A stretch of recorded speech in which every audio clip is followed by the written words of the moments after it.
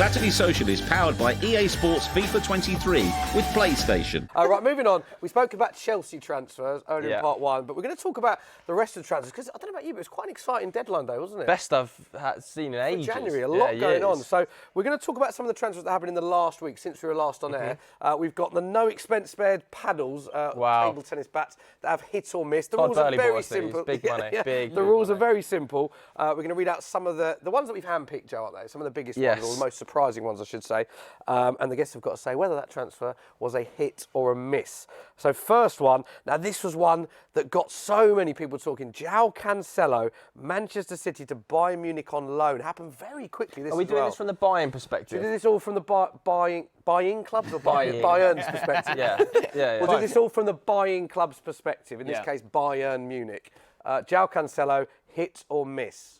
From Bayern's perspective, it's a huge hit, isn't it? Yeah. I mean, both gone with hit. They have good options. Bayern. Got Alphonso Davies, Kingsley Coman, Mazraoui, Pavard can play there as well. I saw the last game he played on the right, and obviously he can play both sides as well. So, he's obviously a very, very good player. So from Bayern's point of view, this is an amazing If we were signing. to ask you Man City's point of view, though, would you both flip your paddles around? Yeah, I think so. I understand why it's happened. Pep's got like a zero-tolerance policy. Once players' heads are turned or they get a little bit negative in the changing room, which he has been. I think the only thing that interests me about Cancelo, because we all know how good he is and how good he's been for them, is he wasn't starting for Portugal in the World Cup after a few games either. So something's not right there. He's dropped off form, not just at City, but I think he'll smash it in the Bundesliga. He'll be a great player there. But yeah, the only thing you can say City is have they got a player lined up to replace him? Surprised City let him go. A lot of pressure on the young Lewis and all these other guys to fill the gap. Well, yeah, especially on the left-hand side. Like the depth that Man City have, which just feels alien for us to even talk about this. Their squad depths, they're pretty thin. And especially when you think thin for a team that's probably going to play 60 games in a season, which is what they generally do, right? Or something close to it.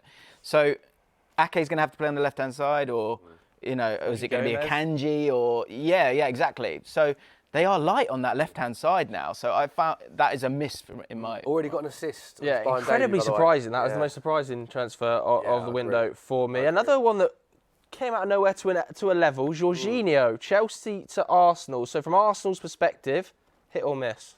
From Arsenal's Both saying hits. Yeah, I couldn't agree with you more on this one. I think this is a great signing. It's a good purchase, right? He's a proven winner. They needed to strengthen. Yes, they didn't get their first targets in a lot of those positions, right? They didn't get Caicedo, they didn't get Mudryk, but they had backup plans, which often we see clubs don't have. For example, Everton, when they didn't get who they wanted, they got no one, right? They're trying to win a league. Some Arsenal fans and some other people sort of criticise them and say they need to go out and do bigger, do better. They're top of the league, as they are. They just need to not upset the apple cart, and they're going to win this thing. So I think they brought someone in who provides cover, maybe even starts. Lokonga's gone out, obviously, to Palace on loan, so it's an improvement in that position as far as I'm concerned.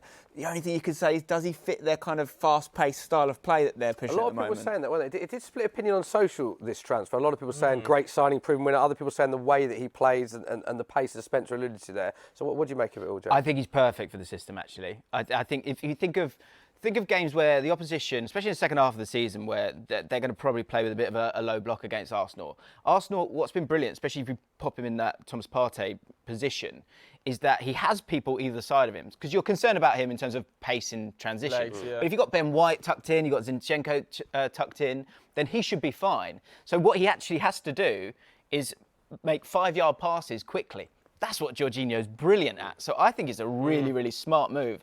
And when you get, I think Jamie Carragher said it was a great point, was that when you get to the last sort of 10 games of the season, so first of all, we've got the Europa League, but the last 10 games of the season, when it's getting that little bit tense, you might have a couple of players that have lost form or whatever. Jorginho could go in there with that experience and just run the game. Yeah, and Arsenal do run football matches these days. So I think it's really, really smart. Is it 18-month deal? And I think amortisation-wise, it's actually a bit more than you would think, actually, if we reckon it down like that. But I think it's smart from a Chelsea perspective as well. If he's not in their plans, they need to offload players. It's not a bad price. Okay, agreed on the first two. Next one, Marcel Sabitzer, Bayern Munich to Manchester United on loan. Again, this was quite a quick one, wasn't it? Yeah, I know. Thoughts on this one? Had to be, though, didn't it? Spencer, I'm going to come to you because you sort of unnerved for a bit. Well, he's not. The criticism I'll say is I don't think any of the signings United have made this window improve their starting 11, right?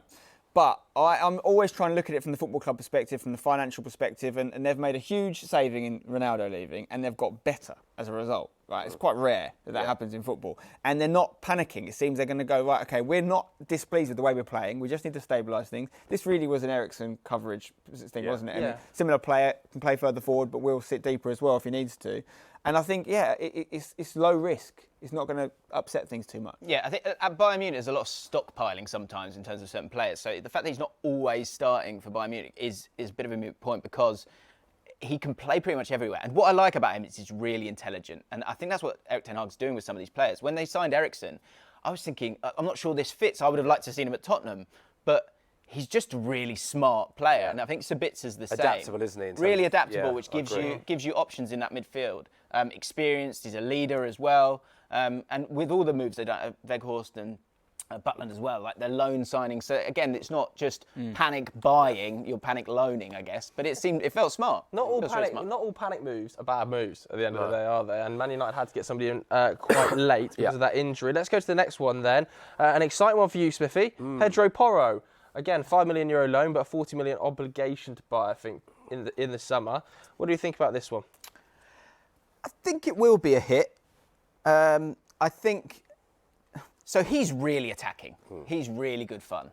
Antonio Conte's football recently hasn't been that much fun. Get well soon, Antonio, by the way. Yeah, Of course. But I just feel like if he might be the sort of starting point for that, to allow them to be sort of strong in the centre of the pitch, but to allow someone like him to bomb on, might be good for Perisic as well.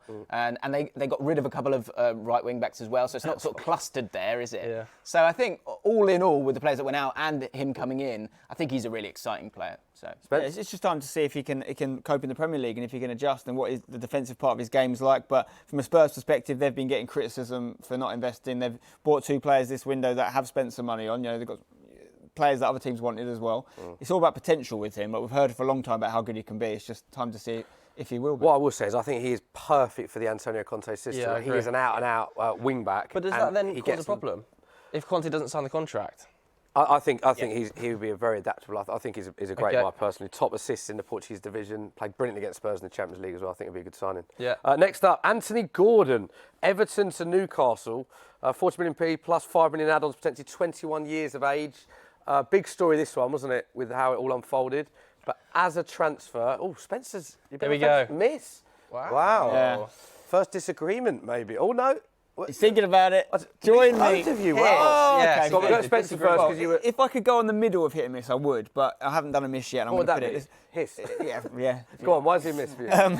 Basically, he could be great. Yeah. And I understand a lot of teams wanted and there's talk about him going for more money in the summer. From a Newcastle perspective, I do wonder because I think they have potential to be better than him, and I think in time they could get someone better than him in that position. But by buying him for that sort of money, they need to play him. He needs to be part of their future. And they can only spend so much because of this, sort of spend limit they've got with the financial fair play. It's a large chunk of it gone. I've really liked all the Newcastle signings so far. I've liked the level they've gone in at and how it's improved them incrementally. I think they could have gone braver in this position. But it is a young English talent at the end of the day. James, you are in-depth thought there. I'm looking at You're really convinced. I'm just staring at Anthony Gordon. Are you unsure about this one? I am unsure about it because, the stats aren't there. When Chelsea wanted him in the summer, I was saying, take 60 million. Because if you think about the Moneyball approach, all you've got to do is replace 5 goals.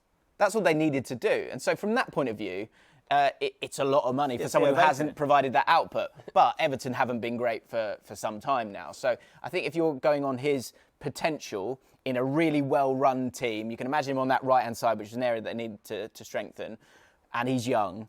I'm just about hanging on to the hit side of it. And also, Almiron, as brilliant as he has been, you do still wonder if there's an element of a purple patch there. And if he does start to struggle, I think bringing in Anthony Gordon is a nice one. But I get what you're saying. Down the road, he could be a bit of a casualty. I have to say as well, Dan Ashworth doesn't get many transfers wrong, does he? As we saw from his previous Newcastle roles, did very well, and Eddie Howe's coaching ability at the moment. With all the Chelsea money, it feels cheap. On the subject of Newcastle, they are buzzing about the Carabao Cup final, aren't they? Absolutely buzzing to see how many. It's also a miss from an Everton perspective at the same time, though, because even though it's good money, it's January, they're in the bottom of the league, they've not bought anyone. His head's gone now. He didn't want to be there.